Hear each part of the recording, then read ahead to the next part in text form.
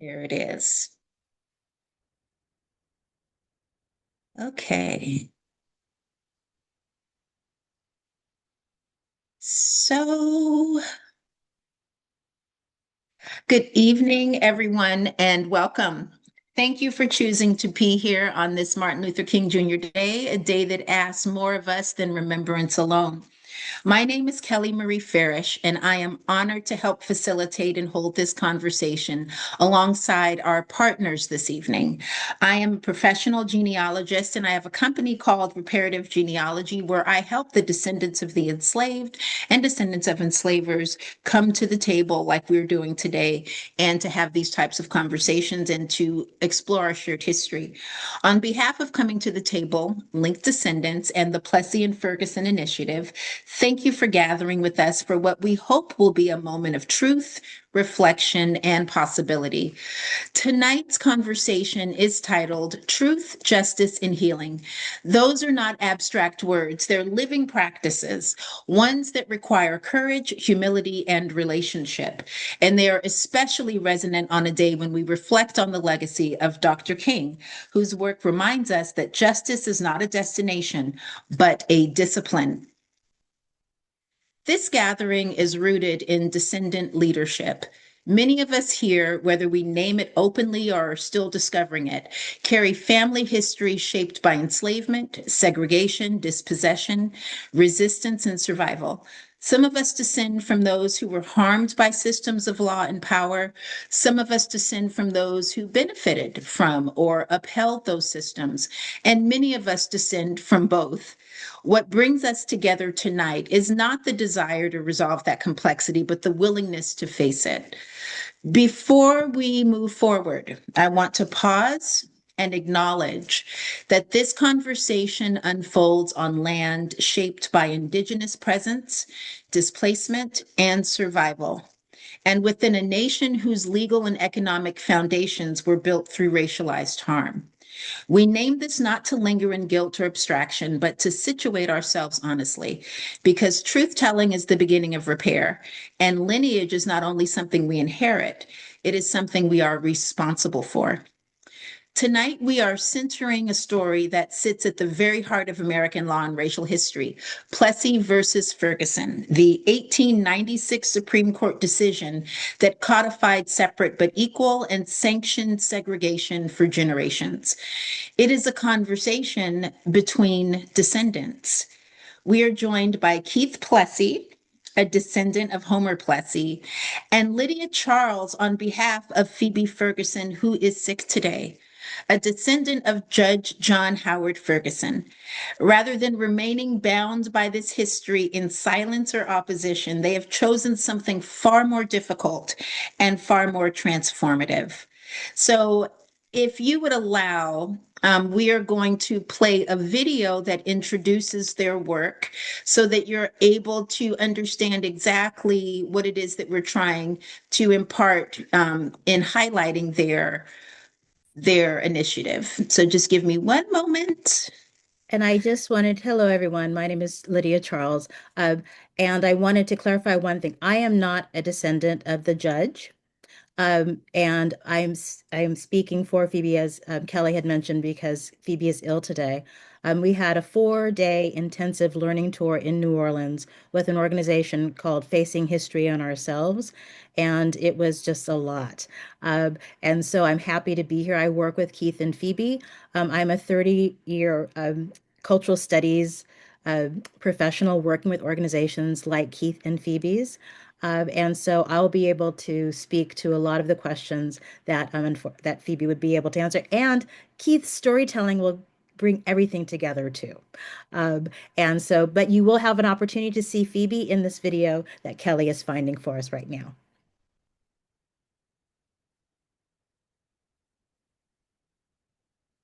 And I'm speaking to you from Jackson, Mississippi. Oh, I should also say I am a child or a descendant of New Orleans. So that is part of my legacy as well.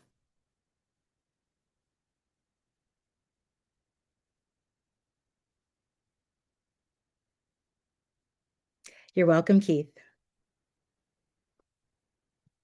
Oh, you're on mute, Kelly. Thank you. Okay, so I am going to share the video. Just a moment.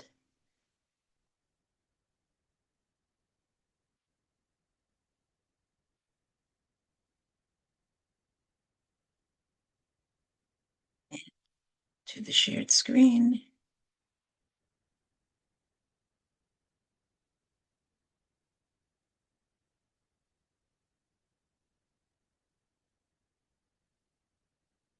And let me know if you can hear.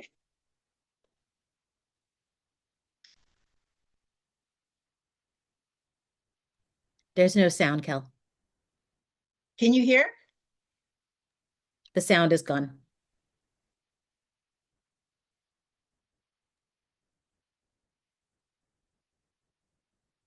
Uh,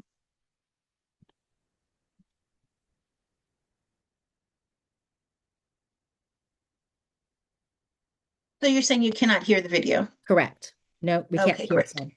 No, we can't. Okay. Sorry about that. Just a moment. Now we Sure. can.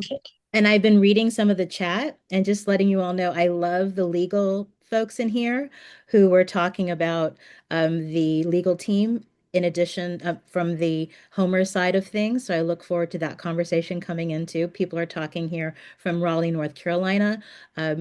Albion Torje, who was one of the litigators in this case for the Homer Plessy side of things, actually began his work in civil disobedience as attorney in Wilmington. So if you know the 1898 riots there, he has been also was involved in North Carolina. So that conversation I was reading in the chat. So that's going to be exciting.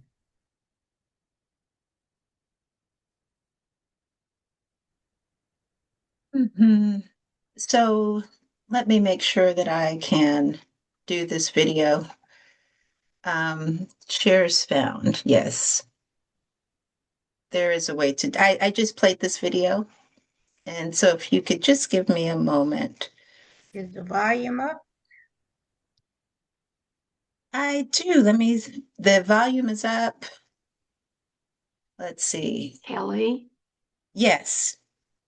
when you click on the share icon Mm-hmm. and the screen pops up, go down and click on the share sound and then select the screen with the video. It's just what you did about 15 minutes ago. Of course. Oh, here it is. And because There you I'm go. in front of 200 people, I can't do that now. So I'm going to do Of it. course not, but you're Of good course now. not. You got it. So here we go. Let me know if you can hear. Can you hear that? We can't see you. We can't see the video. You said you cannot see the video? Correct. Did you click share and then? Yes, hold on one moment. Yes. Two-step. One step.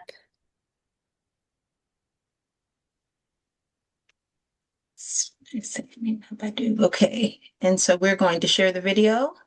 All right, you got it. You can see that? Yes. You can hear it?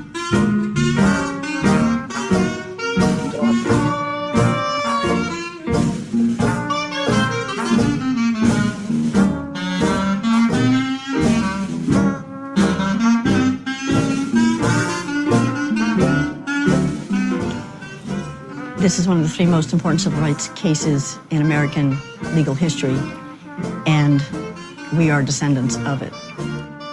Our foundation is a flip on the script. As opposed to Plessy versus Ferguson, we are Plessy and Ferguson.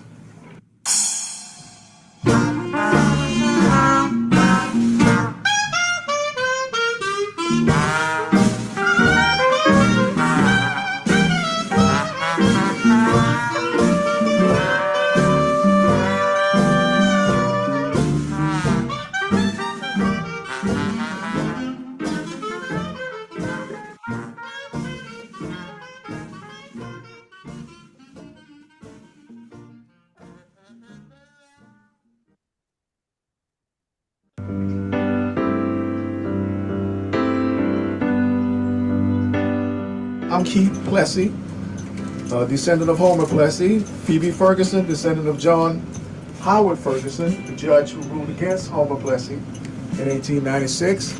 It galvanized lawyers all over America to fight and remove separate but equal from our laws. And we're still fighting today.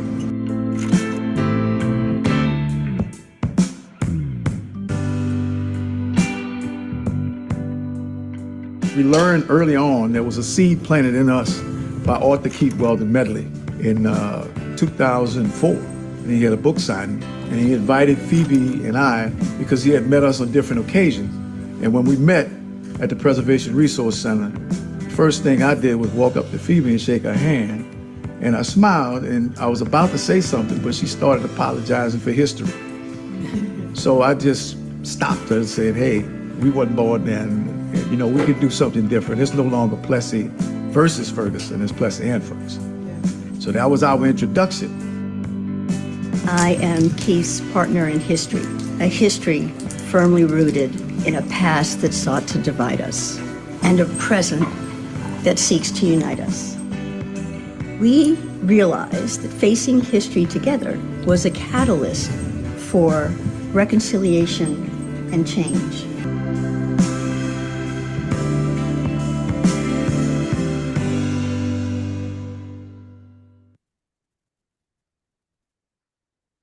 So we can pause there.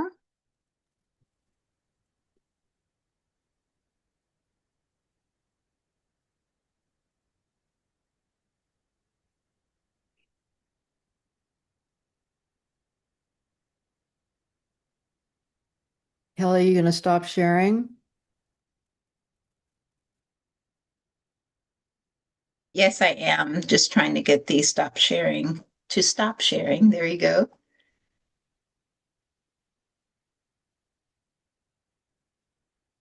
Okay. And so with that, we are going to begin our conversation with Lydia and Keith. And this conversation is going to be facilitated by Prinny Anderson, who is our leader here through Link Descendants. And I would actually, many of you know Prinny, and she is the reason why I am here as well. But I think it would be absolutely wonderful if she introduced herself and just what it is that the intention behind Link Descendants was when she started this organization so many years ago.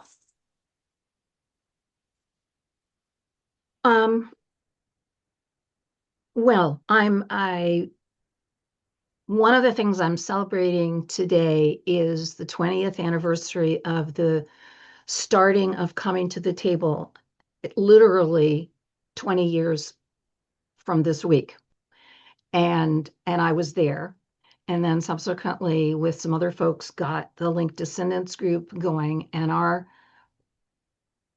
desire was to create spaces for the kind of open and honest conversations that we're going to be hearing with Lydia and Keith in just a couple of minutes. And I think at this point, Keith, did you want to give any more of an introduction to yourself before we move into conversation?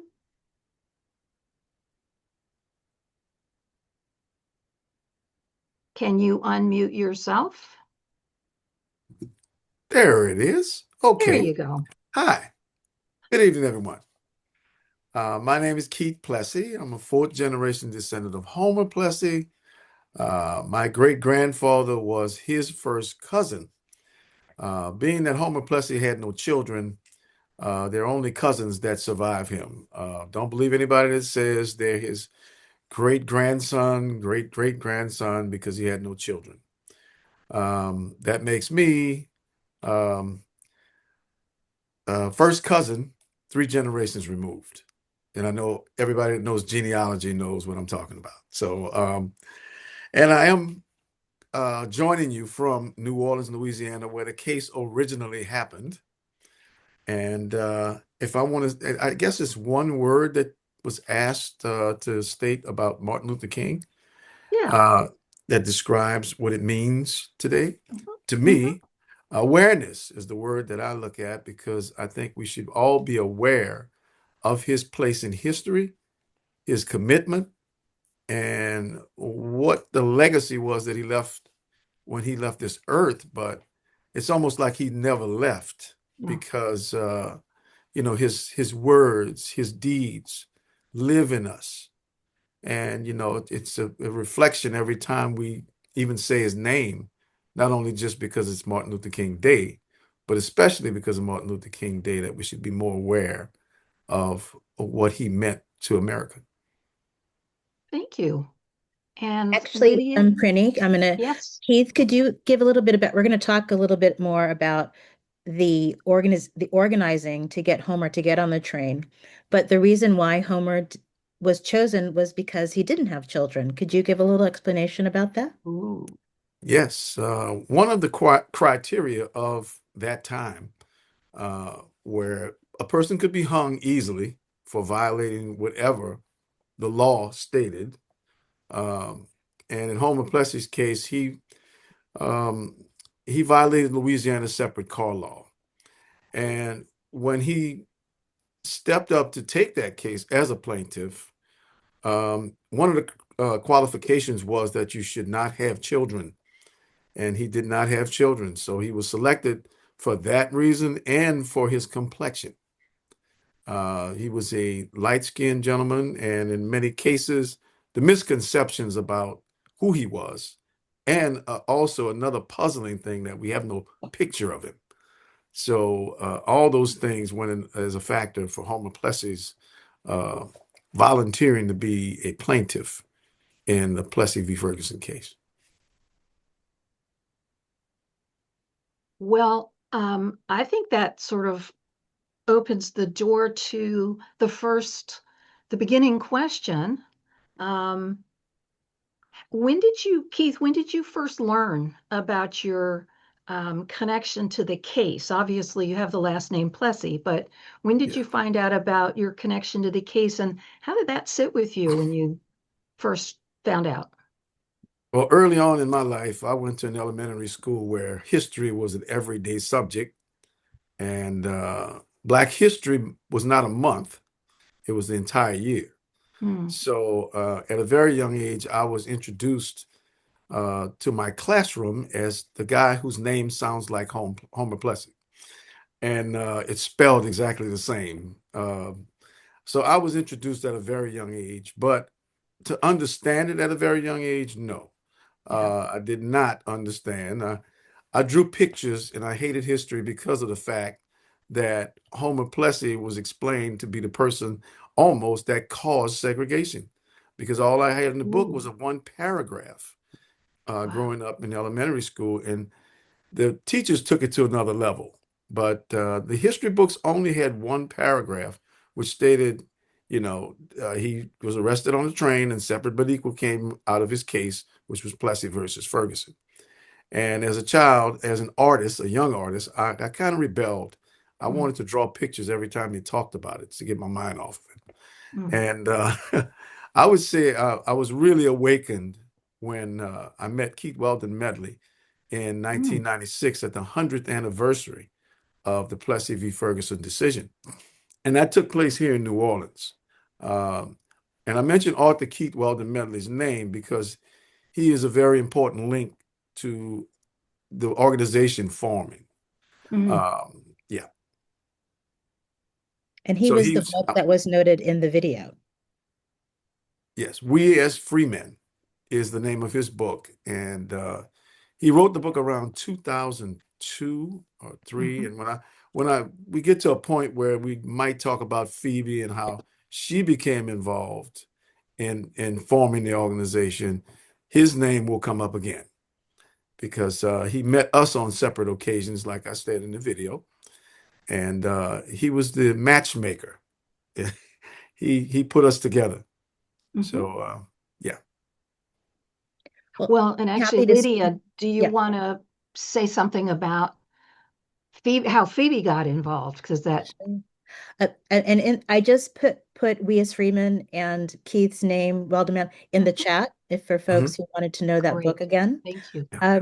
And so Phoebe was born in New Orleans to two New Orleans families. And when she was an adult, well, actually, when she was a child, she was raised in California, and then she lived in New York. She came down during Katrina, after Katrina, which is when she met Keith, and Keith can speak more to that. But Mhm. like Keith, our Keith Plessy, she really didn't know her connection to Judge Ferguson. As I mentioned, she was raised in California, and somebody called her because they had bought the judge's house and wanted to know if she had any information about him and or knew that anything about the house. As a preservationist, you always want to know if you have original footprints, windows, all those fun things when you're doing preservation work. And she said, "What are you talking about?"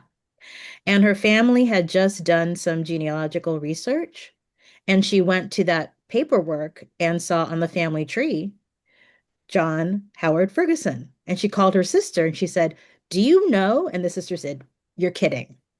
So she didn't know until she was in her 40s that she was connected to the judge. Wow.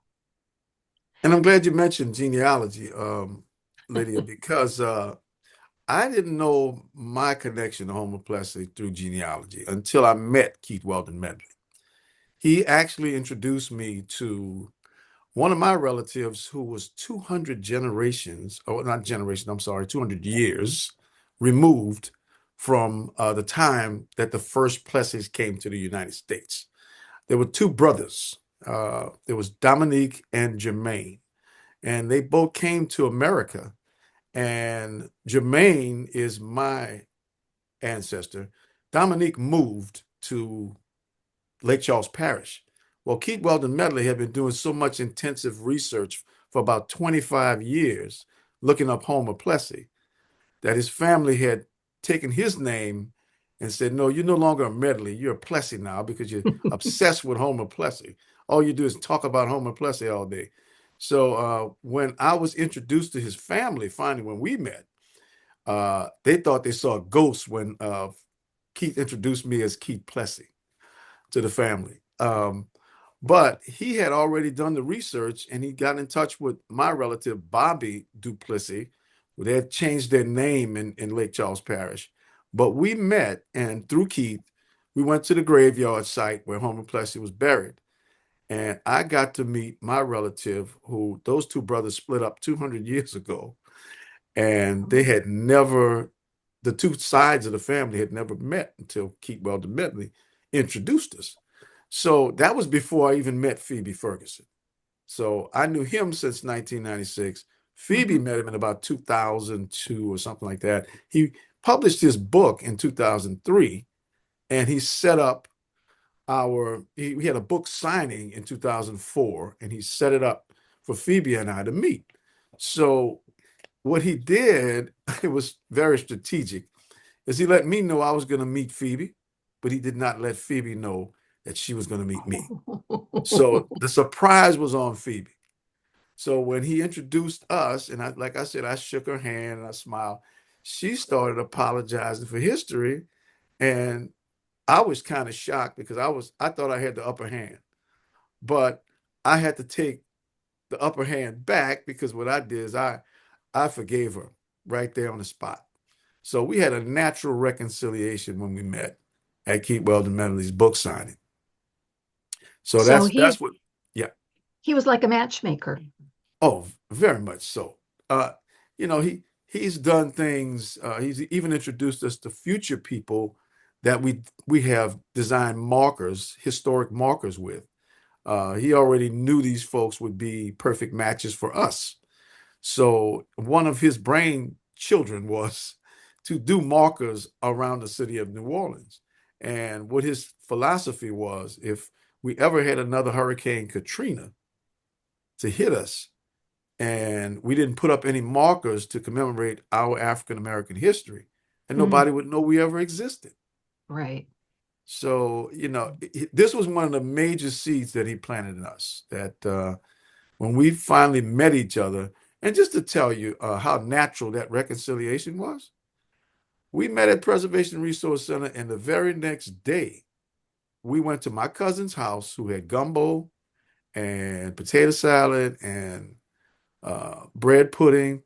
And every beer, wine, whatever. But, we sat down and we broke bread the very next day. And it's been that way with us ever since. We just became natural friends.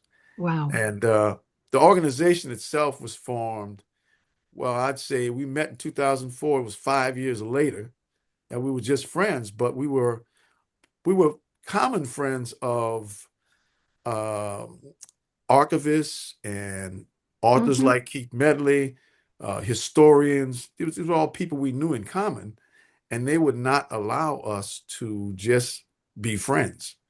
So they would tell us often, "You guys need to form an organization of some sort." And we just wanted to be friends. And Well, yeah, so what, but you succumbed to their urgings, and yeah. what made you feel that it's important that you do this work together, the two of Well, you, as opposed well, to it's each of you it's it's a separately? it's a funny thing that a physical reaction to us meeting and telling other people, our common friends, walked around and said, "Hey, I met Phoebe Ferguson. That's the Judge John Howard Ferguson's great great granddaughter." Um, and people would say, "Oh, that gives me goosebumps." So they would look on their arms, and people's hair was standing up, and Ooh. you know, and and the funny thing, I talked to Phoebe, and she was experiencing the same things Mhm. amongst her friends. So when we finally talked to the professionals about what we should do to form an organization, we decided we were going to announce it and well after Hurricane Katrina, this was because Hurricane Katrina hit 1 year after we met. So the Ooh. city was devastated. And she went back to New York. I was in Memphis, Tennessee. But when we finally came together, we got together with the Crescent City Peace Alliance and my former alma mater, NOCA, New Orleans Center for Creative Art, because my art school had moved from Tulane University in Loyola down to the spot where Homer Plessy was arrested. Wow. So it's unbelievable that the train station was at the place where my alma mater had recreated the school and expanded. So when we went to the river to meet up with NOCA and the officials at NOCA in 2008, it only took us a year by 2009 to decide we were going to form an organization. And that would be the Plessy and Ferguson Foundation in the very beginning. And just and I hope I'm not taking us way off track, Oh, no. No, but you're when we decided we were going to do this, the night before we were going to unveil the marker, which we finally got a marker placed, Crescent City Peace Alliance paid for it, but we all collaborated, and Keith Weldon Medley wrote the plaque text for the marker. Well, we finally said, well, let's uh let's do it on Keith Weldon Medley's birthday. So it was like February the 12th, but these things coincided with his birthday, the 100th anniversary of the NAACP and the anniversary of Abraham Lincoln's birth, 200 years out. So both these things were on Keith Weldon Medley's birthday. So when we were going to unveil this marker, we went and sat down at WWOZ, a radio station, and we talked to broadcast everything we want to do the next day. So we had a beer, and Phoebe was on her scooter, and I was in my truck. So I said, well, Phoebe, why don't you put your scooter on the truck and I'll drive you home? She said, no. So she has an accident. And I'm unaware of it until I get a call from the hospital. And the very next day, I have to be faced with unveiling the marker by myself. But lo and behold, my daughter, Kayla, that's my youngest, and Phoebe's daughter, Noelle, were at the ceremony. So I just kind of handed the ball to them and said, look, girls, why don't you go and unveil that marker? Because I can't do it without Phoebe. And they did. wow. They Wow. unveiled the marker for us. So Yeah. thus the story begins. And we kind of, after that, we were not an organization. We just had made the announcement at that Mm. ceremony that we'd be forming. But we decided on July the 9th, through our lawyer's advice, to sign the letters of incorporation. We went to a place called Cafe Reconcile in New Orleans, where Of this is course. a place where children who are troubled in society are allowed a chance to learn the restaurant business from the inside out as waiters, waitresses, uh, managers, food production, food uh, service, everything. And they're allowed to become productive citizens in society. And the lawyers meet there all the time. They have this thing where 4 lawyers meet there, then 4 lawyers have to get 4 more lawyers to come and bring folks there so they can support the business. And at Cafe Reconcile, we signed our papers on July the 9th. Well, I didn't know until a couple of years later when I was in Arkansas that July the 9th is the date that the 14th Amendment was adopted to the U.S. Constitution. And that was Homer Plessy's arguments in U.S. Supreme Court. Wow. Wow. Every part of this story was so woven in with the ancestors and with history. Lydia, Yes, you I just have, wanted to say one thing. Yeah. And Keith, yeah. we've been, as I said, been talking with people coming into town. Just the marker that Keith is mentioning, it was the Plessy versus Ferguson court case marker, because the city of New Orleans had not recognized that that had happened. So that was the first marker that Keith is mentioning. It was to acknowledge the court case itself. Which was a huge step. Absolutely, absolutely. And since then, Keith, let's count off the other markers that have been put in the ground since then. So that was the first one. What was the second one? Well, the next one was a result of Keith Weldon Medley connecting us with Leona Tate Foundation for Change. And this young lady, they were going to be celebrating their 50th anniversary of desegregation of public schools in New Orleans. A name that comes to mind, more familiar with everyone probably on this Zoom, is Ruby Bridges. And I'm pretty sure that, you know, the Norman Rockwell painting, everybody says one little girl. But it was 4 little girls that Keith Weldon Medley knew well the history. And those 4 girls were Leona Tate, Tessie Prevost, Gail Etienne, and Ruby Bridges. It was a result of a case, and the case was filed by the NAACP Legal Defense and Educational Fund and our famous lawyer in Louisiana, A.P. Tureau, Sr. And when they filed the case, it was in 1952. And Earl Benjamin Bush versus Orleans Parish School Board was that case. And it was 2 years before Brown, but it didn't happen because Louisiana was so stubborn and they wouldn't allow schools to be integrated. Wow. And it took till 1960 for the courts to order New Orleans to integrate its public schools. So the 4 ladies I mentioned were sent to, 3 of them were sent to McDonough 19, and 1 was sent to William France, which was Ruby Bridges. And the pictures So, behind you, Keith. yes. Matter of fact, if you look just over my shoulder, that's Leona Tate coming through the front door with the U.S. Marshals with the yellow armbands. And those are the protesters, if my thumb's touching it. I think I got it. Yeah, right there. Those are the protesters that stood out in front of the school and jeered those 6-year-old girls so that they could not attend the school and integrate it. But they made it in by the help of those marshals that you see there. But when we decided to commemorate this, it took several. This is something we learned through time. You know, the first one we had a collaboration. Second one, this collaboration had Amistad Research Center, our organization, which had existed at that time, the Leona Tate Foundation for Change. We had the La Musée, the FPC, which is the Free People of Color Museum. They sponsored it and helped us raise the money. And it was a big collaborative effort that brought this marker to be put up. At the same time, Katrina had ruined the school, and the school board was about to take a wrecking ball and tear the school down and put something else there.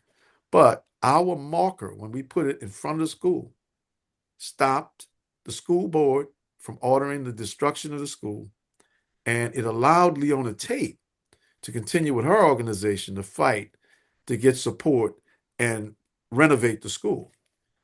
That has evolved over since 2010 to now to what we call the TEP Center, Tate Etienne Prevost, the TEP, Interpretive Center.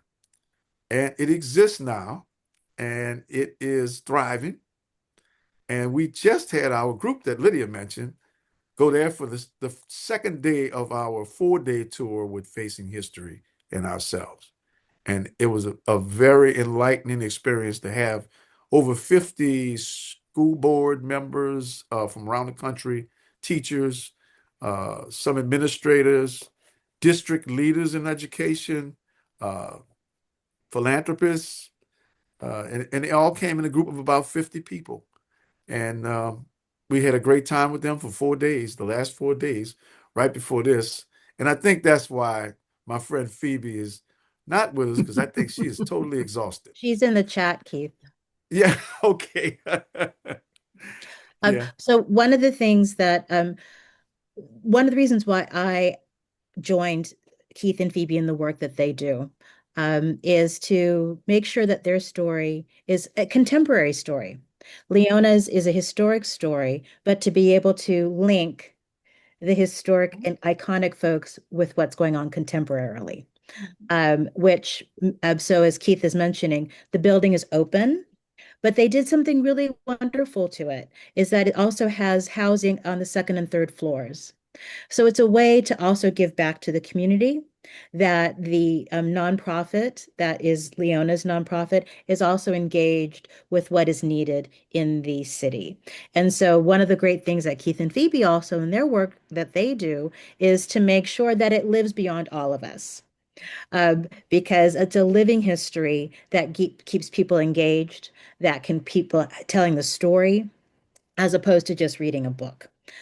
So we have the Plessy versus Ferguson marker. We have the 4 girls. Is the Jones School the next one that you all did, Keith?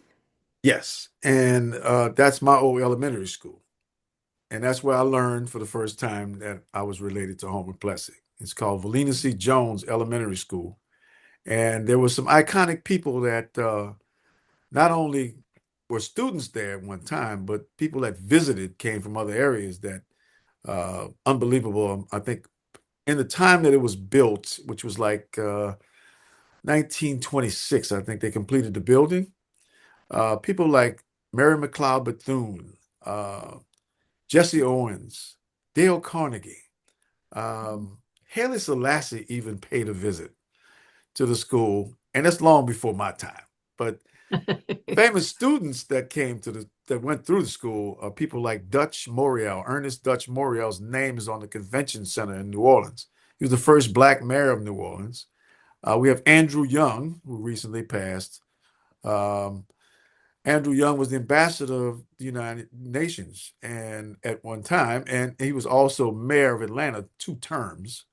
So those are the type of people that went to Jones School, and the type of education we got. I think everybody I've talked to, and the lawyer that I spoke of earlier, Alexander Pierre Toureau Sr., his son, Alexander Pierre Toureau Jr., is on our board, and he is a graduate of Jones School as well. And I think he may be in his 80s now.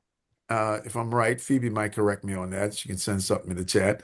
But he always says that his elementary years at Jones School were the best years of his total education, including whatever high school or college he went to. That was the most memorable time of his education. Same with me. I always feel like that was where I got my foundation, at an elementary school.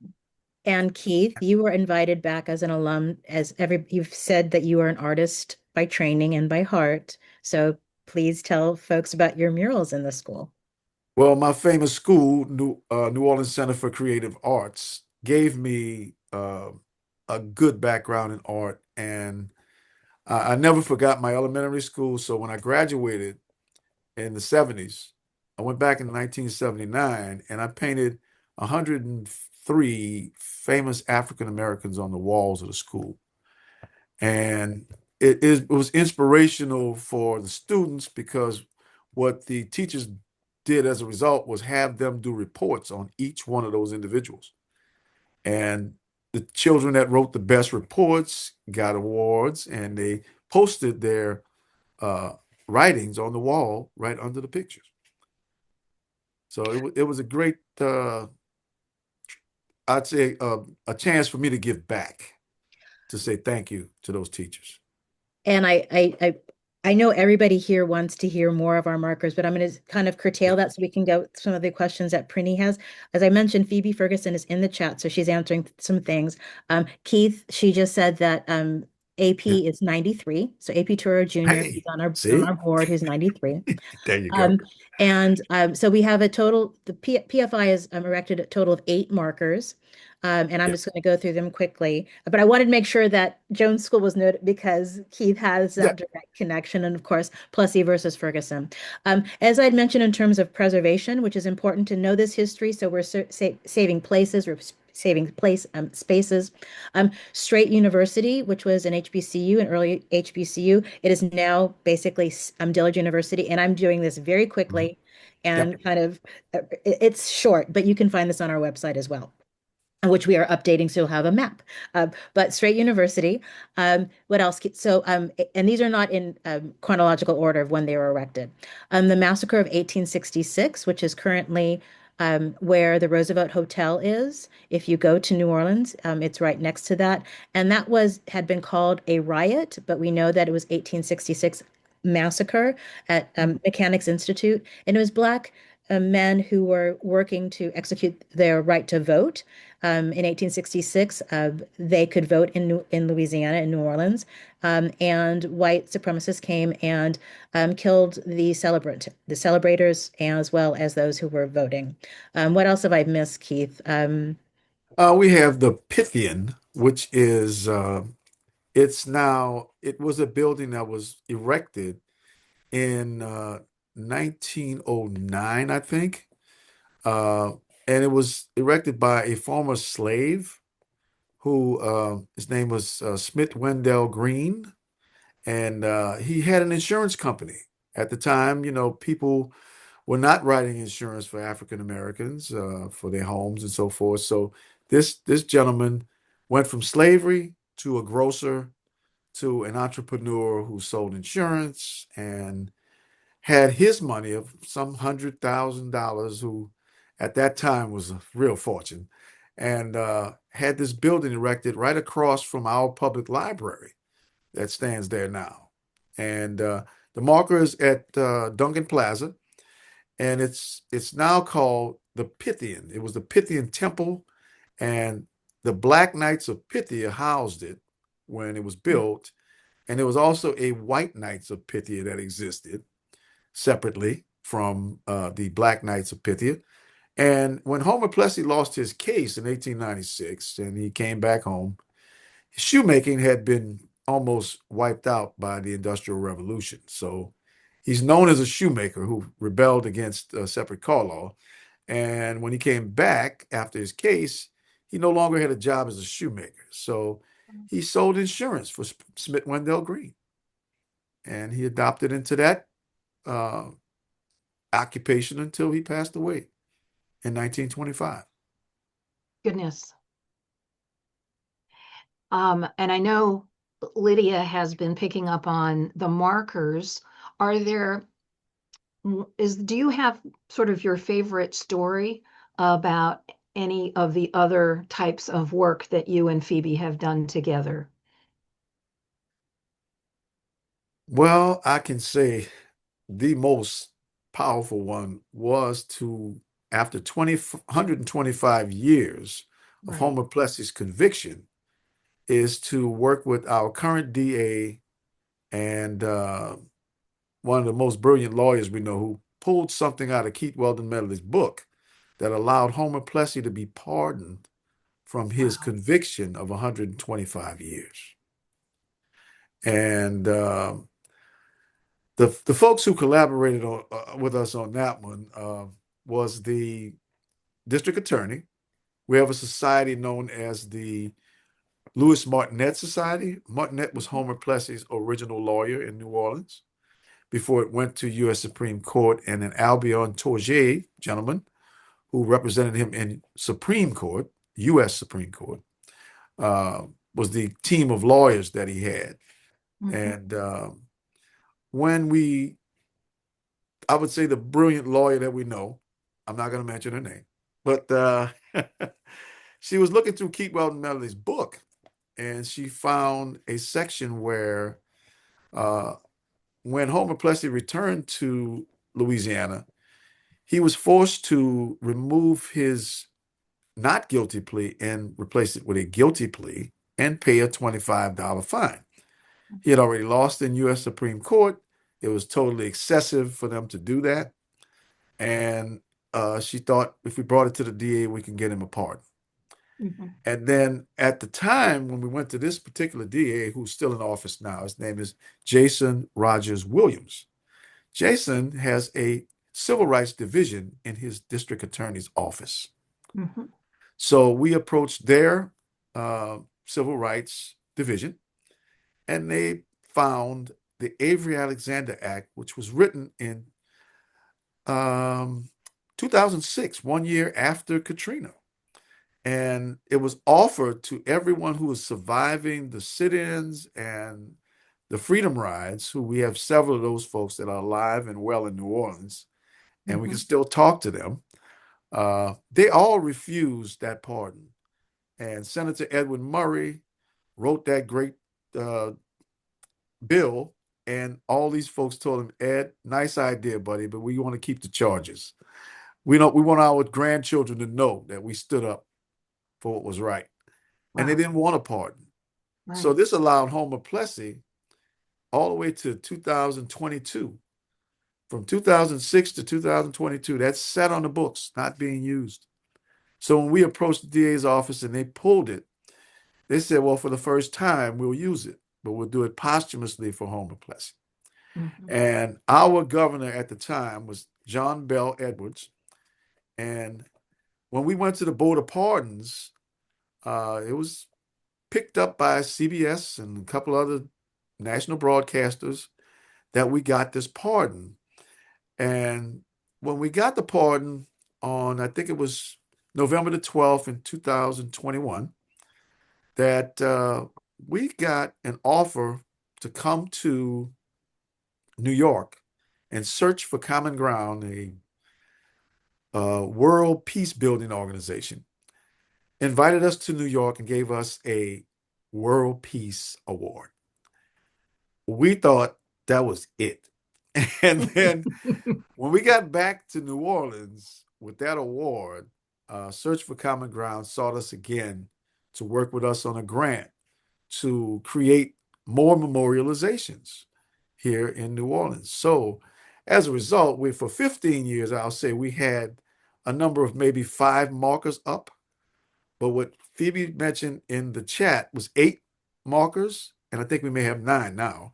But it's not markers, but it's memorializations. So it took a different form with Search for Common Ground, because when we work with Common Ground USA, their portion of their arm that reaches out to this country and not the world of peace.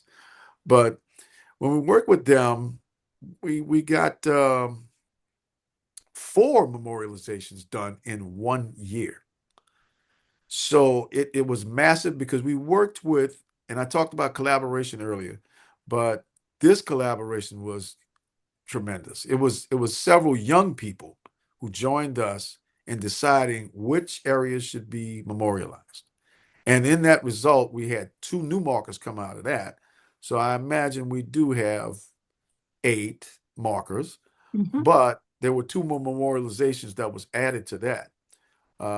We had a mural commissioned, and we also had a park, a national, well, I'll say national, it should be a national, but it's a New Orleans park, Civil Rights Memorial Park, named for Alexander Pierre Touro Sr. And it was vandalized. Wow. And in the process of our grant, we were able to restore it. And the process of restoring it continues because there's several things that still need to be done. and constant Well, monitoring. Yeah. I was curious also, what have been the challenges to the work that you're doing, and what is it that keeps you going? Well, I would say the funding end was really comfortable with Search for Common Ground, but that's one of the things that we need to do is to be more creative with funding. And we have a ton of ideas because with these young folks that we worked with the last round, we may have 10 to 20 years of ideas to to put out there. But that's what keeps us going. That's Okay. what keeps us going, knowing that we're doing this not for us, but for future generations. Yes. And Prinny, one of the things somebody had mentioned that they appreciated the ampersand, which includes the V for the verses into an ampersand, which is and. And one of the things that drew me to working with Keith and Phoebe, because I have been doing this kind of work, Mhm. but not only the contemporary story, but the ampersand. What I have found, and this is what I love about linked descendants, we all look, I'm looking at these beautiful faces, and we all look different, and we're all from different places. And even though the Plessy versus Ferguson, that particular court case is a national story. And again, back to New Orleans, PFI has the opportunity to elevate a New Orleans story. Most of these stories come out of different, look, people did not know that the case came out of New Orleans. And so Keith and Phoebe, they are not historians. They are not genealogists. They happen to meet each other through a historian. But this was really new for me to work with for an organization like this, and that everybody has a part to play. Well, and I think we might be at a good point, Lydia, for you and Kelly to, you had some PowerPoints with more information about the initiative, and this might be a good place to switch over and ask you to share that with us. That would work for me. I'm ready whenever you are, Kelly. Okay, so would you like to share your screen? Okay, I thought you were just going to push because it's Is at that for the first that's for the first video that we played? So it's going to be right at the PowerPoints are going to be right after. I mean, the slides are going to be right after the video you just showed. Okay. So while I cue that up. Yes, that's fine. And I'm just going to ask you to pause when I need to pause. But to the room, thank you so much for your generosity and the donations that you have. And I just wanted to show you some photographs of what the work that Keith and Phoebe have been doing and what the money supports. We are a very small organization. We actually only have a staff of half. Keith serves as our president, and Phoebe serves as our executive director. But we are a volunteer, board-driven organization. And so, as Keith had mentioned, we had a very generous grant that had us for 2 years being able to do more memorializations. So we're perfect, Kelly. So if you just want to press play, that would be great. And then I will just ask. Oh, no, if you can hear again. it. It started at the beginning again. Darn it. Okay, but you could hear that? Can't. No. You could not hear that.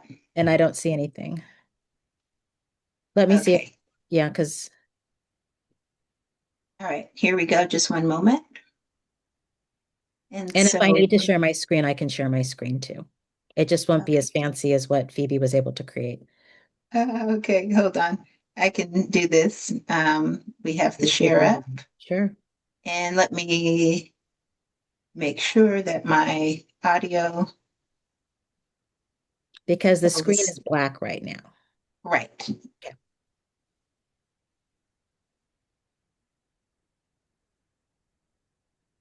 Okay, and so let's see why that's continued to be black. Just a moment. Of course. And I hope folks have been putting their questions into the chat. I know that Linked Descendants and so forth have been curating and calling them. So we will have some really engaged discussion. And I'm sorry, I don't know if everybody crashed, but I apologize. My computer crashed, which is why I disappeared for a moment. Well, Keith and I were having a nice, he was telling stories and I was enjoying listening. So, No doubt. No Well, doubt. I just heard you say something about Link Descendants. And just Mhm. to connect with Link Descendants, Absolutely. Yep. our National Park Service recognized us very early on. And when we first formed the organization, we were invited to Little Rock, Arkansas to meet the Little Rock Nine. ooh, We met those guys, and it wasn't so much, it was kind of like they're right around the time of Leona Tate, Gail Etienne, and Tessie Prevost. You know, they were like 1957 when they integrated the public school there in Little Rock. And then 3 years later, then Leona Tate, Tessie Prevost, Gail Etienne, and Ruby Bridges integrated our schools. So we got a chance to meet a few of the Little Rock Nine, and we were there for the 25th anniversary of their integration crisis. And then they invited us in 2010, right before we put that marker up later in the year, to Topeka, Kansas, to meet the Brown family.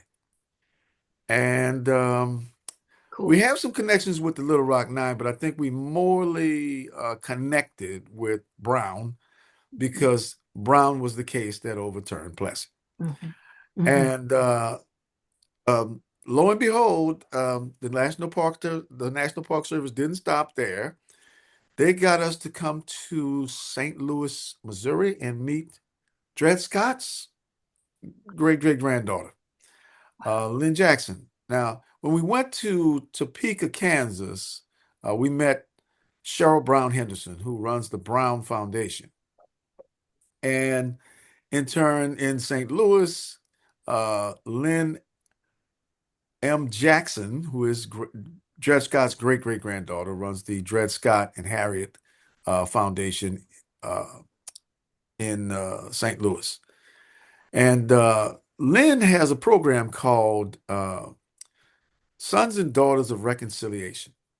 So we were invited there for a series of that. And we met a guy later on in Norfolk, Virginia for I think it was the 400th anniversary of slavery. And this gentleman he's a descendant of Jefferson Davis, the Confederate president. And we had a moment where we were linked with those descendants. And I think maybe it'll be shared with the group, I guess, later. I don't know if Phoebe The had that photograph, Keith, photograph. I think that would be Yeah, great to share that photograph with everybody yeah. as a thank you. Well, we have someone in common with you, Prinny, because from Thomas Jefferson, Sally Heming. One of the relatives is Shannon Lanier, and Yes. he's a reporter in DC, I think it is. He's a news reporter. And Yes. you know the guy? Oh, yeah. I've known him Good. for Okay. 20 years. How about that? And he Small and world. Jerry and I are cousins. Yeah. Yeah. So he told me about those times when you slept in these different places Yep. yeah, right. Yeah. And To he's the one who experience. found Yeah. fingerprints of enslaved people in the bricks of Monticello. That Okay. was his discovery. Yeah. We have a beautiful picture. So, yeah. Yeah. But I I have the want to, video up. Yes. Are So you I able think to you see go a it? little, if you just go a little further for where the black um Plessy and Ferguson, um a little bit more. I Um think that's the ticket. I think that's the yeah, ticket. yes, there's a that's his You train know, I'm ticket. looking ticket. at Yes, the we train can ticket. start. Yeah. And you'd like me to go past this? Yes, please. Yes. Yeah. A little bit more. Yeah. Keep going. A little bit more. What I should have done is check. Okay, we're Okay. close. It's going to stop at the Yeah, ticket okay, soon. There right, you go. press Right play. here. Sure. Yeah. Okay, I'm going to begin. Thank you. And then I'm going to ask you to pause it because I'm going to show this what the next picture is going to be, the second slide. So press Okay, so play you would and like, just press play, but then I'm going to have you pause it for a second. Perfect. So just press pause, please. So I just want to show you, this is an image of the actual train Mm-hmm. ticket and train that Homer Plessy was arrested on. So it was the East Louisiana company that is the company, is the corporation or the industry that brought Homer to case to the Supreme Court. Go ahead, press play.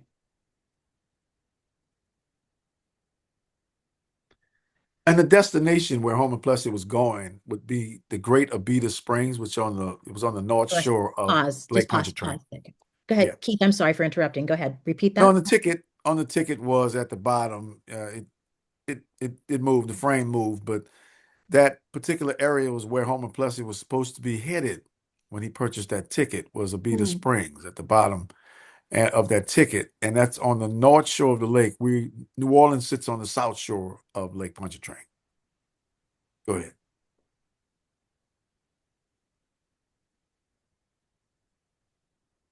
There you go. And so basically, this is what the PFI organization does. We bring people together through history, just as Keith and Phoebe have learned their histories of their personal selves, but also the court case. And people have been using history, and that's kind of the argument has been made regarding Smithsonian and other museums, that history is being used as a device, as a division, and we are doing the antithesis to that. Keith and Phoebe forming this organization is an example of using history to bring people together. And it could be history from the 19th century, it could be history from 2025. It's really opening it up for dialogue, for people to be able to come together, just like with Linked Descendants and coming together at the table. So you can press play.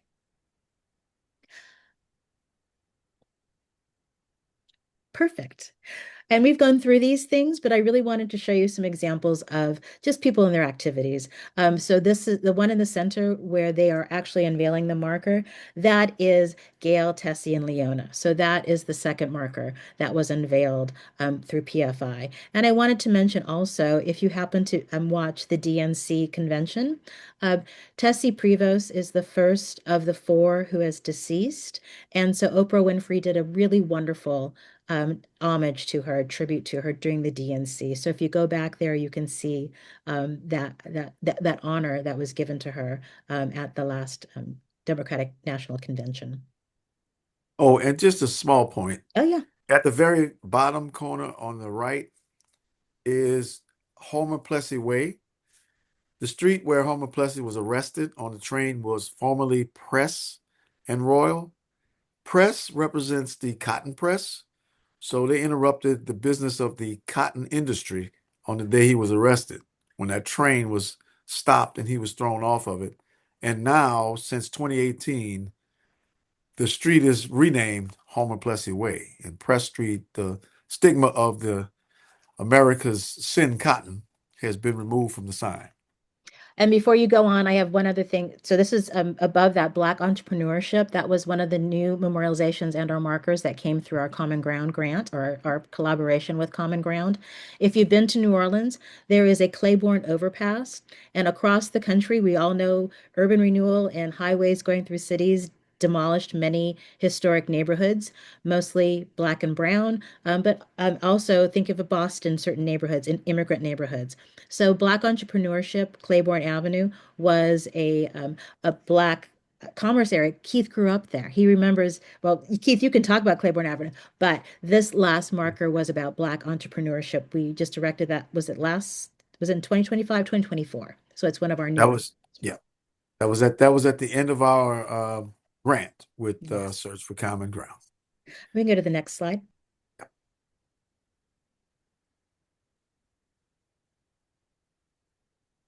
So we have two annual events.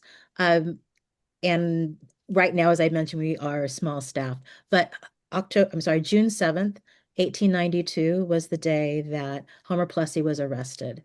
And so, Keith, when was the first Homer Plessy Day that you all had? When did the state of It Louisiana? was in 2009, and what we try to do for Plessy Day, in the very beginning, we started out to marry history and the arts. So the first Plessy Day was held in 2009 after we got our letters of incorporation. Well, afterwards we got our letters of incorporation because we actually had a first Plessy Day without even forming the organization. But the second one, we explored drama, and we had a play developed called Separate at NOCA, and the students played their roles. We went on from there to celebrate authors, and we had A.P. Turo Jr.'s book, A More Noble Cause, written about his father. And, we went on to do more things, music and the movement. And Plessy Day has always been celebrated on June 7th, but now we've tried over the last 3 years to have it where we have more children there. So strategically, what we've done, it doesn't have to be exactly on June 7th, but basically on a Saturday or a weekend where we can have more children come out. So, and now we have a good record of a children's program in the morning and adults in the evening. Oh, not evening, but afternoon, I'll say.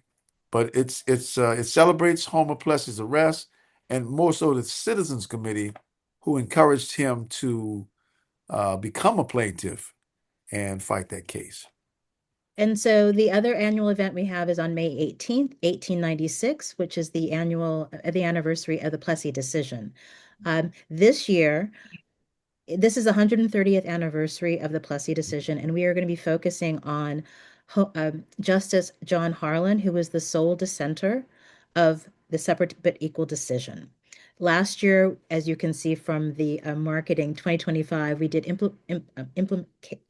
implications of the Plessy versus Ferguson decision of current day. So what we are hoping to do is talk about dissent. A lot of folks don't even understand what the actual role of dissent is. But as you can see on this slide, Justice John Marshall Harlan's lone dissent reminds us that standing up to injustice is never wasted. It keeps the dream of equality alive for generations that follow. One voice can really change the course of history. So standing up for what's right, you may not see the impact now, but making sure that people understand that just having a dissent can have future impact. This is actually a quote from the dissent from Justice Harlan. Our Constitution is colorblind and neither knows nor tolerates classes among citizens. One of the things that I do like to talk about with Justice Harlan, he was not what we would consider a anti-racist. He was just making sure that the law, that was the Constitution, was followed. So that's one of the things we'll be talking about for 2026, Plessy Decision Day. Next slide.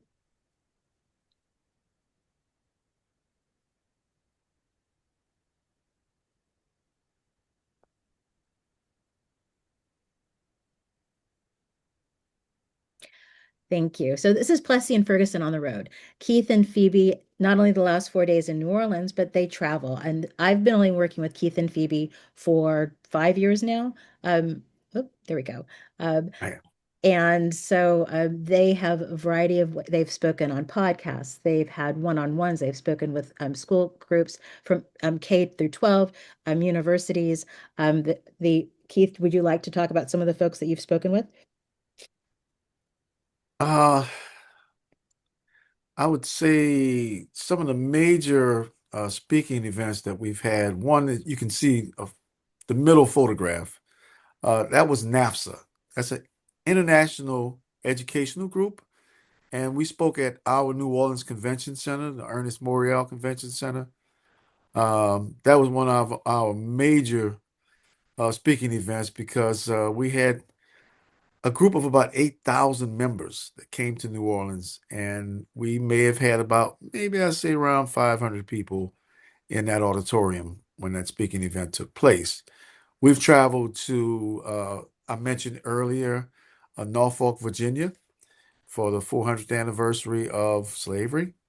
Those times we went to Little Rock, Topeka, Kansas, St. Louis, Missouri, and of late, we've gone to the Supreme Court of New York State, I think 3 to 4 times to speak to the body of judges and lawyers.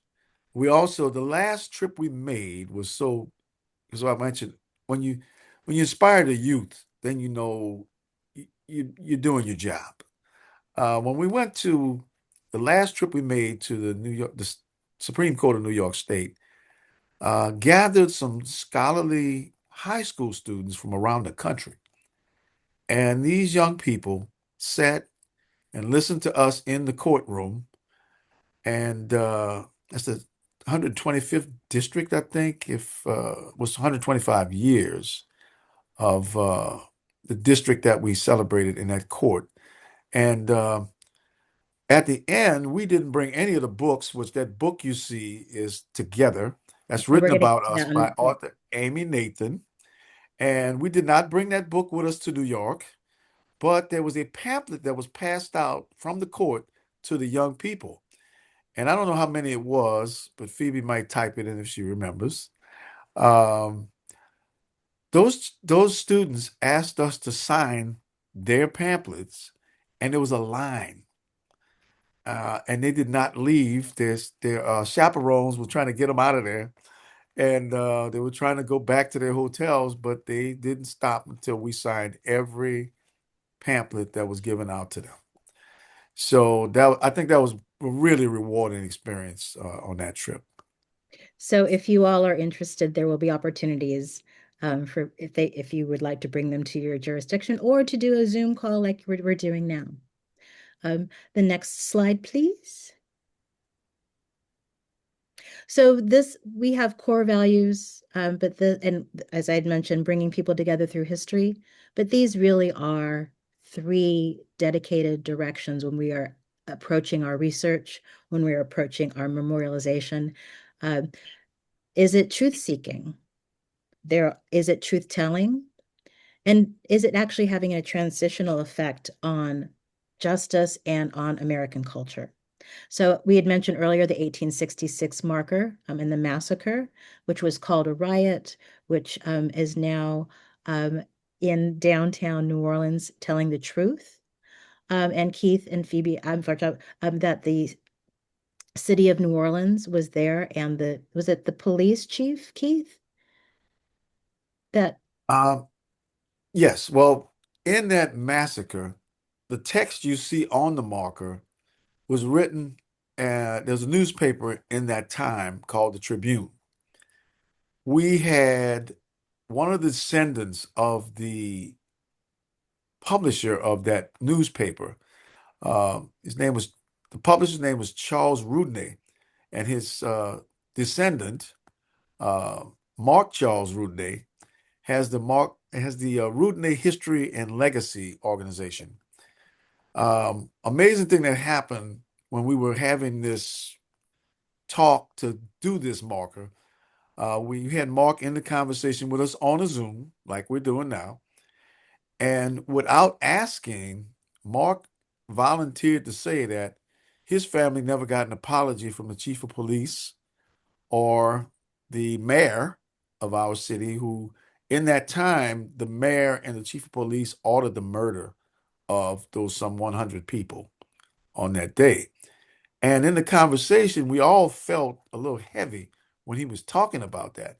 So we said, why don't we seek an apology from our current mayor and our current chief of police?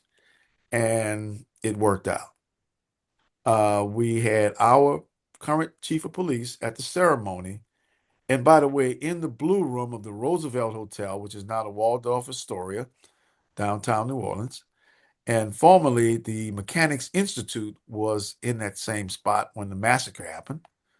And the administration of the hotel agreed for us to put the marker there. So we had collaboration coming from everywhere. But Mark inspired us to get that apology. And the descendants of the victims, some of them were still alive, that was in our audience, and they were on the front row and received that apology from the mayor and the chief of police. And the news reporters covered it that day. We have some clips, and we could probably share some of that later. But it was a moving experience. We didn't know it was going to come together that way. And our good old National Park Service again came through because they created the period music that took place because there was a jubilee happening out front before the massacre happened. People were parading and celebrating their right to vote before they were killed. And the National Park Service researched the music and played the music that happened on that day. And I would say at about 12 noon, when we unveiled that marker, is on the dreadful day that it happened. About 12 noon, the guns began to ring out in the air when the massacre was happening. So we unveiled it at about exactly 12 noon that day. The timing was beautiful. And so Together is another book that if you're interested in learning both about Keith, Phoebe, and or the organization. Amy Nathan, Keith had mentioned her earlier. She did a deep dive interview with Keith and Phoebe about their backgrounds. So you get to know about New Orleans and the worlds in which Keith and Phoebe grew up and how they met, how they brought the organization to fruition. And there's also a curriculum in there. And if you do get it online, make sure you get the second edition, which includes the pardon of Homer Plessy. And that's the photograph you see to the right of the Together book. That's Governor John Bell Edwards signing the pardon of Homer Plessy in 2022. And I just wanted to note the mural above. Keith had also mentioned there's no visual image of Homer Plessy, which I find really fascinating. If you think about it, we have court records that define him as colored, but we don't even actually know visually what he looks like. And Keith had also mentioned he was very light-skinned. But the reason why this particular mural, this is in the Bywater in New Orleans, or is it in the Marigny? I don't know. But it's across the street from B. Mike's studio, if you know New Orleans. The photograph on the right-hand side of the image is pinchback, and that's usually what has been noted and pointed to as Homer Plessy, which is incorrect. So an artist rendition, the gentleman to the right, which is kind of ghost-like, worked with Keith Plessy, looked at his descendants, look at those photographs to create this image of what of a conception of who Homer Plessy might look like. And then the last slide, I believe. I'm sorry, Keith, did you have anything to add to any of those photographs? Well, the one that what you just described with the Mhm. colorful image of Homer Plessy, Mhm. the artist, his name is Ian the Painter. He's like a traveling artist. And when he saw the idea, he found out there was no picture of Homer Plessy. The image PBS Pinchback is in black and white. And he's often mistaken for Homer Plessy because they always use his picture when they're trying to describe him on mostly websites. Um, but Ian the painter said that the color, like it looks like a rainbow. And he was saying that, a rainbow respects all colors, not just one. And he did it in honor of Homer Plessy's supposed 1/8 being black. He was supposed to be a slave woman was his great grandmother. So they said he was 1/8 black. Yeah. And then the Yeah. final, sorry, Keith, and then the Go ahead. final, Go ahead. Yeah. just the final screen.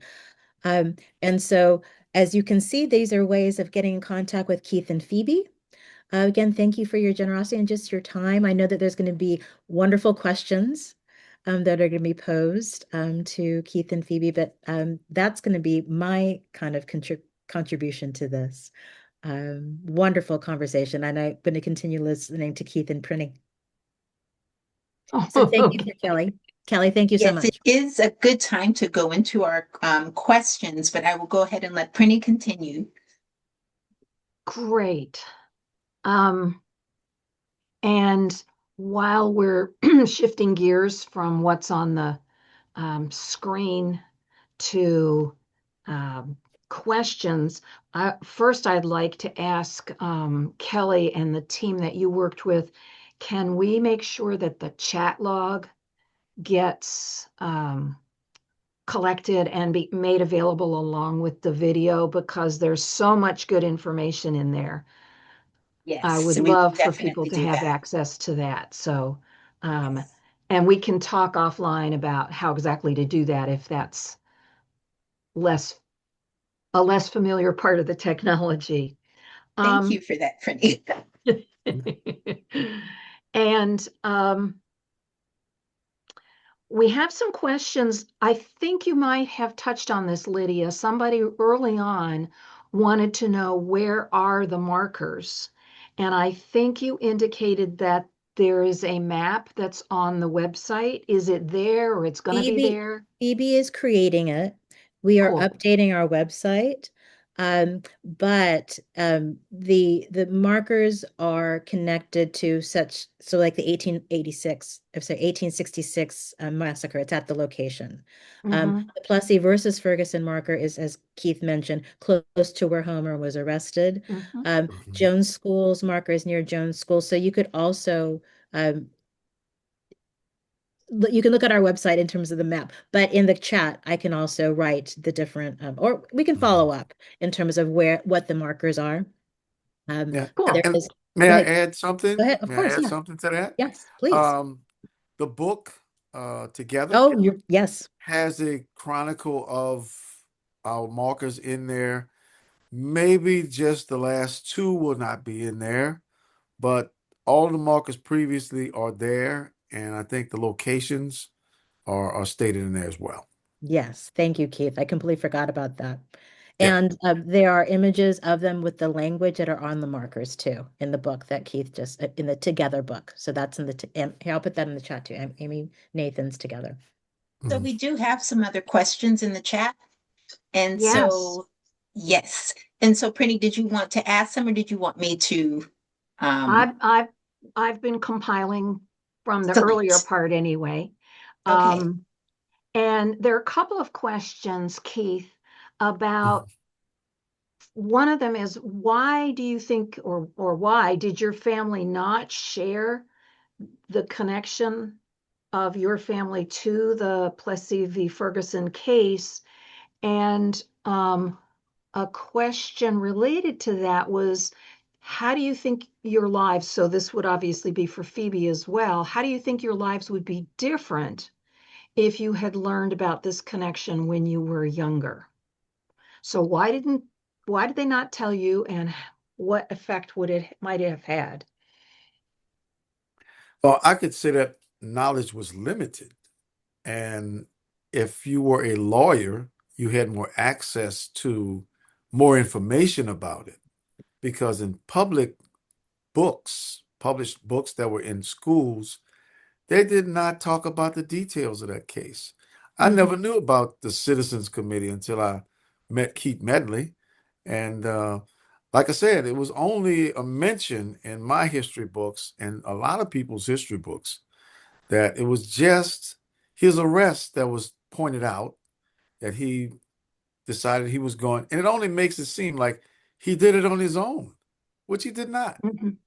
He had an organized, strategic group of people that guided him Mhm. on that journey. And they don't get the credit that they deserve. And And I think it's because of the lack of knowledge published.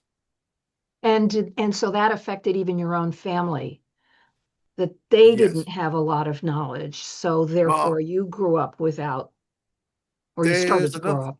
Yep, there's another factor that plays into that too, because when Separate but Equal happened, when that dreadful uh, construct happened to our country, what it did is spiraled us downward from, I would say, even in Keith Medley's book, if you got that book and read what was the amount of voting power we had in Louisiana Mhm. before that case was decided, and where did the voting power go afterwards?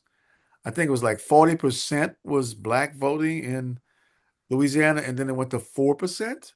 Yeah. So, and then at the same time, denial of educational rights, no high schools. Like I said, elementary school was probably all a black person because there was no high schools for us. Mhm. They were Mhm. wiping out the Mhm. schools. So knowledge was very rare during my parents' upbringing, and most things were denied of them. So Mhm. Mhm. um, I have to say, that they just didn't know a Right. lot of things about it. Yeah. And have you ever imagined how things might have been different for you if that knowledge had been available or if your parents had known and talked to you about it? or? Yeah, I do believe, and we never discussed it at the kitchen table. Mm-hmm, mm-hmm, It was not mm-hmm. a topic of discussion. We ate well in our neighborhood. We didn't even know we were poor because we ate very well. Everybody, just a tradition in New Orleans. Food, music, and architecture is probably the most popular things in New Orleans. Because Right. my dad was a master carpenter, and so was Homer Plessy's father before he died at about the age of 6. And I don't think his life would have been the same had his father not died, because he might have been a carpenter, and you may never hear his story. When his father passed away, and this is important about him, is that his stepfather, Victor Dupart, was an activist, and he brought Homer Plessy to meetings, Oh. and he influenced him. The shoemaking industry was part of the Dupart family, and otherwise my family were carpenters and brick masons, and they were builders when they came to the United States some 200 years before. They um, they came as builders. And what happened to Homer was he lost his father at the age of 6. And when his mother moved in with his sister Ida to the Dupart family, he was totally influenced by the lifestyle Mhm, of the Duparts. mhm, And therefore he became an activist. Matter of fact, his stepfather, Dupart Victor, was partner with his maternal grandfather. Um, his oh, I'm going to say this. His mother's name was Rosa DeBerke. If you think of the mother of the civil rights movement, Rosa Parks, that's kind of ironic. but but It's a good his name. mother, his mother immediately was taken into the house of Victor Dupart because of her father being good friends with Victor. Wow. Okay. Um, Different direction. Someone wanted to know, I think it was the photograph of the street sign of, is it Plessy Street? And there's a mural behind that. And Yes. someone wanted to know, did you paint that mural? Oh no, that's not my Oh, work. okay. That is Mike Odom's, Mike Brandon Odom. Odom's. B Mike is what his nickname is. B Mike. And Brandon Odoms is a fantastic artist that has artwork all over the city of New Orleans. The back of the TEP Center has the three ladies who integrated that school painted on a large mural in the back of the school. Um, he's inspired a lot of people, but there is another mural that sits across the street from it that is done by artist Io Scott, whose artwork you saw on the cover of Together. Mm-hmm. And it's the centerpiece is a child with a blindfold and the Mm, scales of justice, and it's mm, a black child, and on that scales of justice sits a dove and a crow, and mm. freedom and Jim Crow Yep, yep, sits on yep. the yeah. So symbolism, and it's right there where the street name has been Yes, changed from Press Street, which was the cotton press, to Homer Plessy Way, who defied the cotton yes. press and the Louisiana Separate Call Law.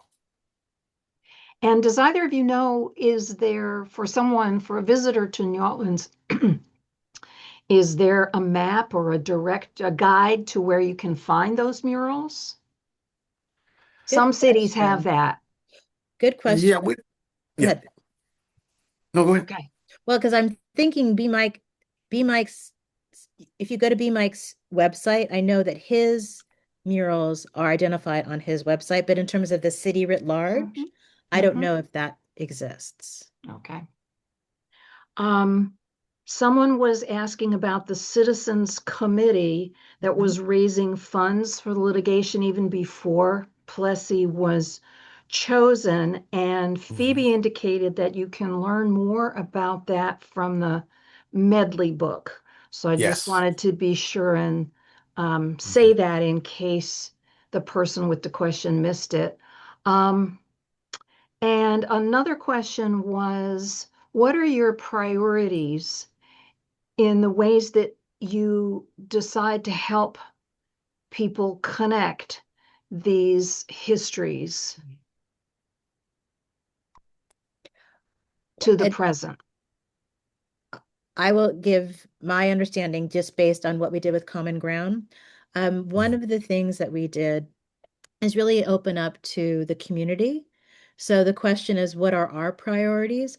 Our priorities are to make sure that we are tight so that we can help when people come to us. So as I mentioned, the memorializations, those are not necessarily our choices. They are histories that have been missed or lost, and people will contact us so that we have processes and infrastructure to be able to make those things happen. So I guess, I mean, getting Keith and Phoebe on the road is definitely a priority. The fact that we have 2 annual events, so recognizing the 130th anniversary of the decision. So each year might have a different priority or a different theme, but really it is working with the community about truth seeking, truth telling, what has been missed, people knocking on our doors is also part of the process. So we And- do have, oh, go ahead, Bernice, go ahead. I would like to encourage everybody, if you have a question, please put it in the chat Oh, okay.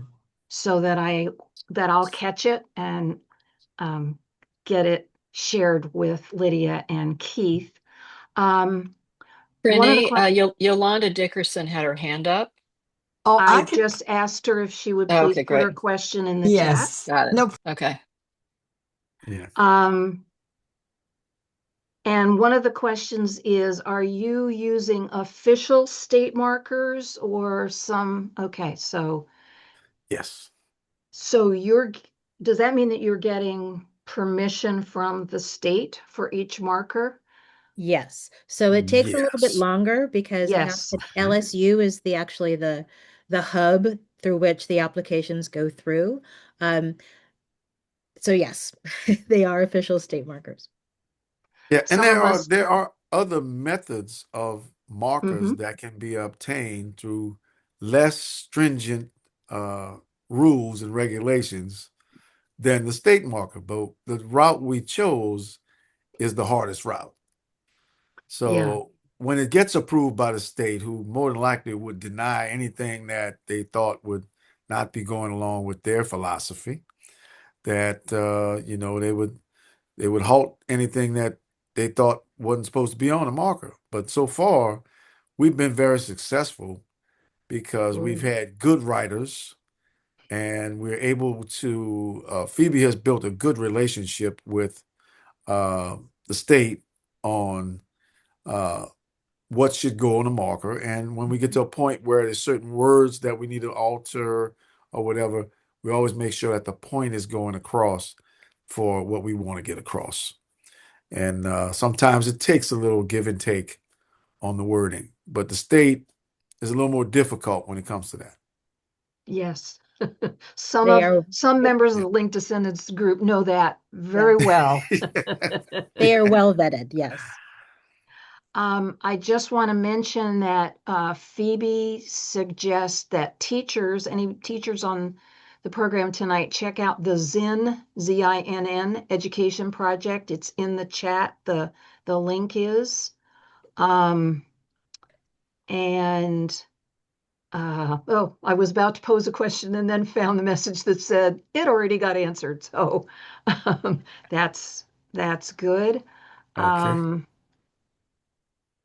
And a person who's with the group called Kids in Birmingham 1963 are inviting Keith and Phoebe to present with them. So if you have any connection to that group, keep your eyes open.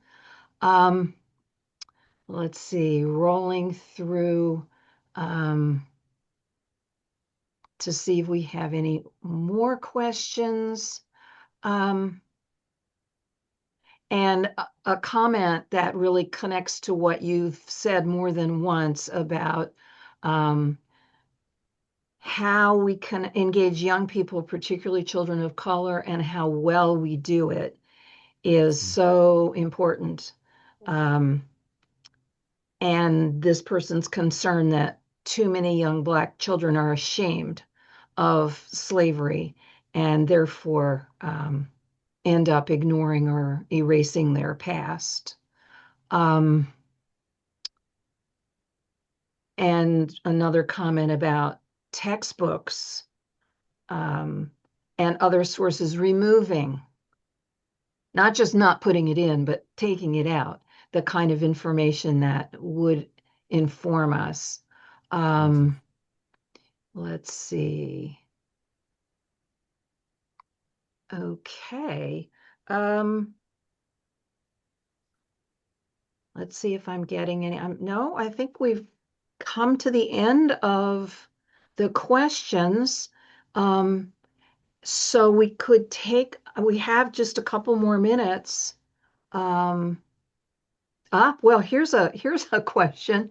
Why was it Plessy versus Ferguson and not Plessy versus Newlands or another body? And I see Keith nodding vigorously.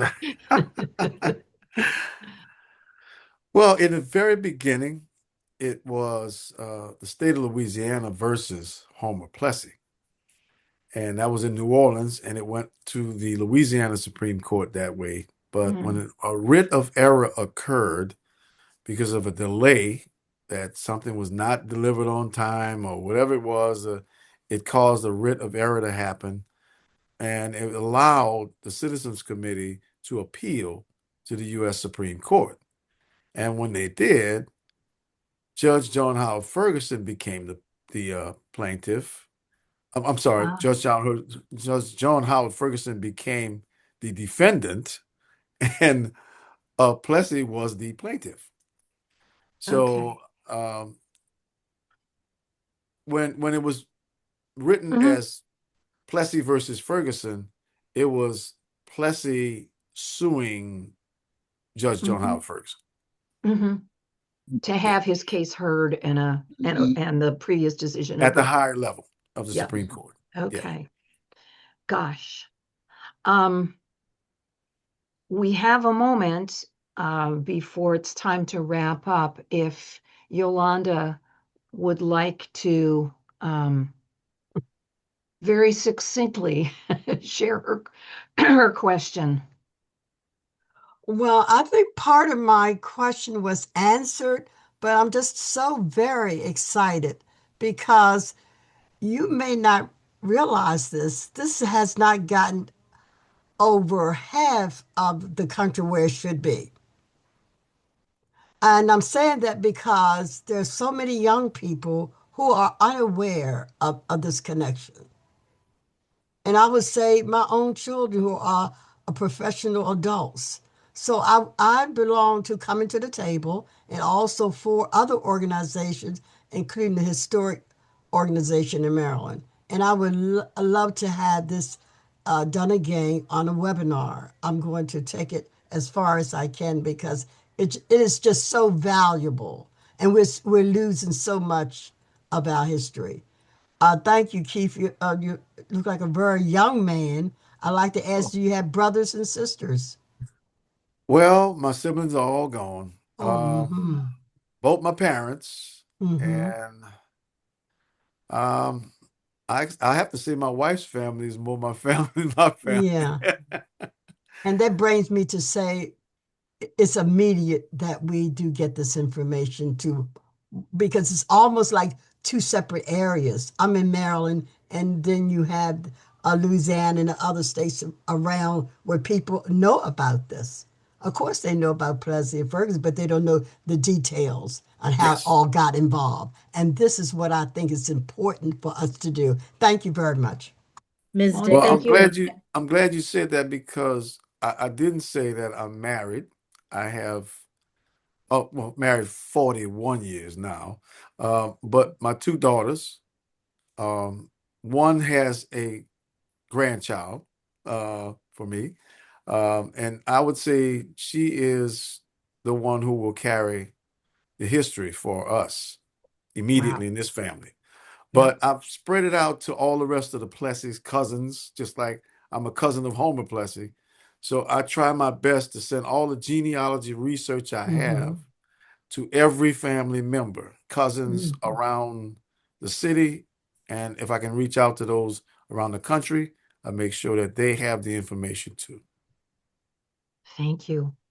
Thank you. And we're at the point now where I want to say thank you so much, Keith and Lydia and Phoebe, for the color commentary in the chat. And I'm going to turn it. I also want to thank the folks who've attended for your attention, your time, your interest, your care. And for what I'm hearing is the energy to carry this all forward and make sure that people do know this history. And I will turn things over to Kelly at this point to wrap us all up.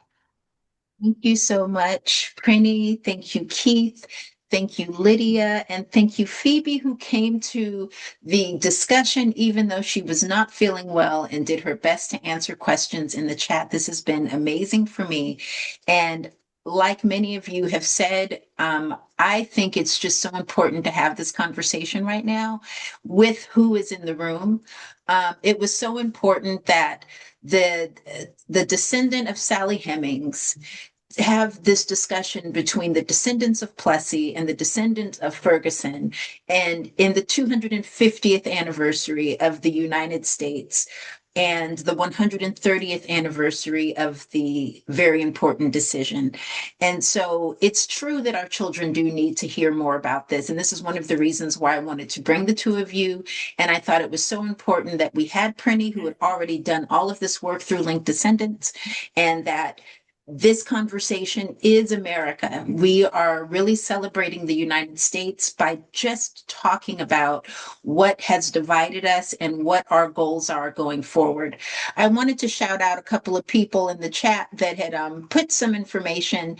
Renate Yarborough Sanders is going to have a genealogy discussion on January the 27th. I want you to take a look at the chat and make sure that you get that Zoom. We are a bunch of people that love genealogy.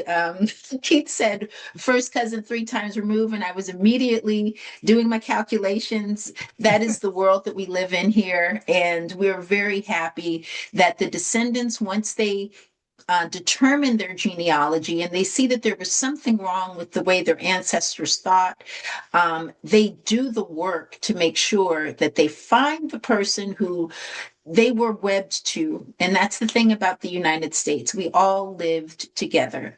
And so it's very important, the work that this group does in trying to make these connections. I wanted to just show you that at the very top of these decisions, at the very top of the fights that we've had in the United States, that someone as powerful as Plessy, someone as powerful as Ferguson, that story, that it's no longer a versus, but it is an and. And I encourage you to find your ands and to do the work that you can. So with that, I'd like to thank you so much for joining, and forgive all of my technology snafus. That is not my wheelhouse, but I'm glad that you're able to see everything. And with that, I am going to let you go so that you can have the rest of your evening to yourselves. And happy birthday, Martin Luther King Jr. Thank you all. All right. Keith. Thank you. Keith. And so again, the Yes, recording will still be here.